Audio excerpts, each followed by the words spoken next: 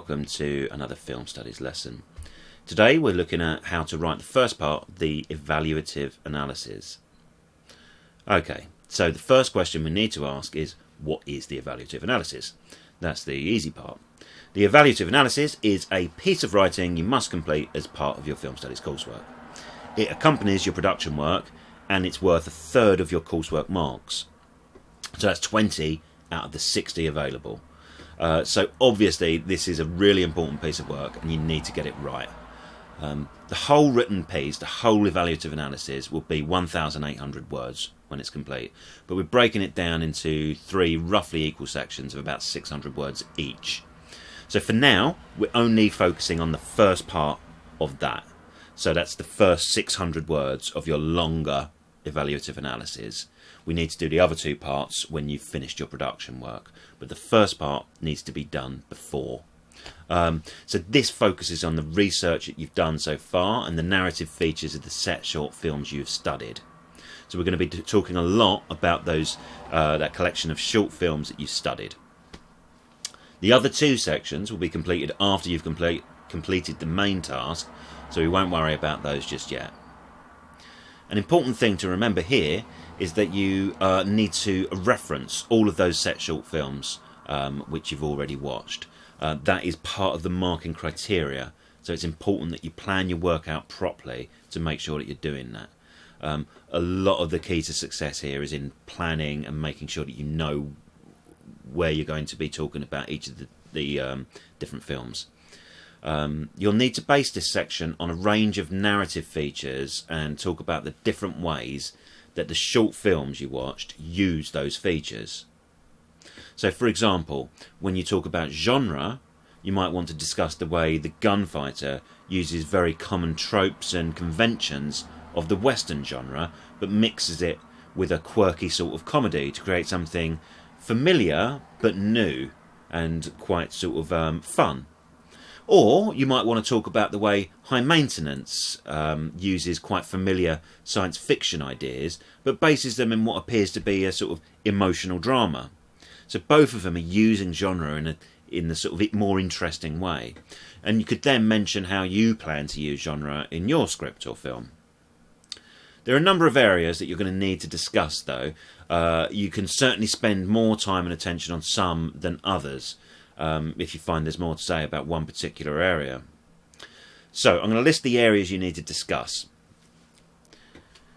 Firstly, genre. So here we're talking about whether the film incorporates any easily recognisable genres. So does it subvert or challenge any genre conventions?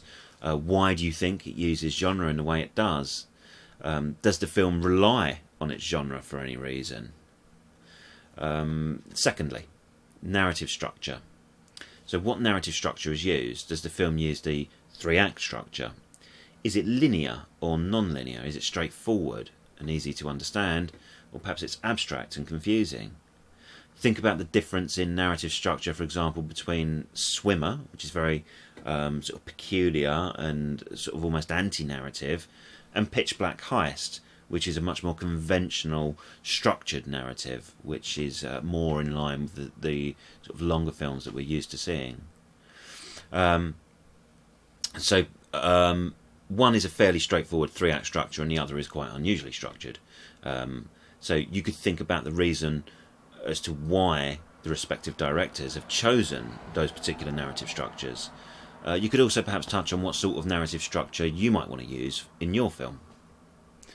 Thirdly, use of dialogue. So how much does the film rely on dialogue? How is it used? Is it naturalistic and real sounding? Or perhaps it's more stylised and artificial? What effect does the dialogue create? So dialogue can be used in all manner of ways, or hardly utilised at all. And the films that we've covered for this are a whole mix of different styles in those terms. All of the options produce different effects. So try to highlight a couple of films which you found interesting in terms of dialogue.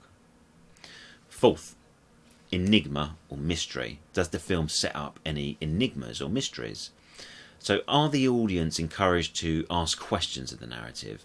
Often films hook the audience in order to get them to keep watching. Think about, like, for example, the quite shocking and intriguing way that Curfew starts, with that guy's suicide attempt being interrupted by a ringing telephone. We're immediately pushed to question who that person is and why they're doing what they're doing, and what's so important that it stopped him from doing that. 5. Narrative twists. Does the film use any narrative twists? How and where are they used? Why are they used? And what effect does it have? 6. Archetypal characters. Does the film use easily recognisable archetypal characters? Can the characters be identified in broad types, like a hero, or villain, or sidekick, mentor, for example? Think about sort of props character theory. And if the film does, or if it doesn't use them, then why do you think that is? Why do you think it's used a sort of archetypal hero character? Or why do you think it's got no sort of discernible basic character types? And some of that could depend on the genre, or it could depend on all manner of reasons. What the examiners are looking for is your engagement with it, and for you to kind of think about these things for yourself. There's not always a right or wrong answer. It's just about discussing those things. And a 7, openings and endings. So what is interesting or notable about the opening and or the ending of any of the films?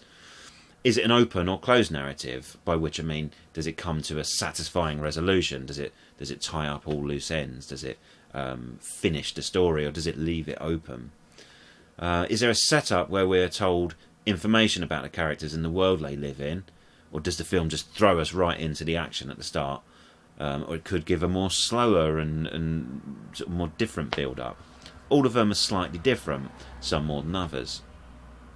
Okay, so that's all of the areas that you need to discuss, and there's a fair bit there to cover. But you've only got about 600 words, so it's really important to use a very concise and effective writing style. Make short, focused points and move on. Make sure every line you write is earning you credit, and don't miss any opportunity to incorporate subject-specific terminology. We're talking about words there like mise-en-scène, diegetic and non-diegetic sound, cinematography, continuity editing. All those basic words round the sort of key elements. If you can use those organically and confidently in your writing, then you're going to not only sort of earn marks for incorporating them, but it's going to lead you to talk in a more sort of sophisticated way about these topics and about these films. Don't shoehorn them in, of course, but do try to use them frequently and accurately. So the key to success on this piece is in showing the examiner that you've watched all of the set short films, and you've also really developed a strong understanding of the differing ways that short films can use narrative. The films you've watched are all very different to each other and lend themselves well to different areas, so do make sure that you plan which films to use for which section beforehand. It's a bit of a jigsaw puzzle. There's a table in your workbook to use in order to help you do that, so please do check that out and fill it in. Other than that, the normal standards apply. Make absolutely sure that your spelling and grammar are all flawless, and obviously proofread and spell check before submission. But that essentially is it. It's not an enormously complex piece, but there is a lot to cover in a fairly short time, so it might take a little bit of drafting to get the balance right. It is definitely well worth that extra effort, however, as this makes a big difference to not only your overall grade for the coursework, but your overall grade for your A-level. Remember, coursework is worth 30%, and this is worth a third of that 30%. So the evaluative analysis is relatively easy to do well, but it's also very easy to come unstuck with. So do your best, and I'll give you feedback on this draft, then you get one chance to improve it, and that'll be your final draft. So I'll leave it at that, and wish you luck. So thanks for watching, and goodbye until next time.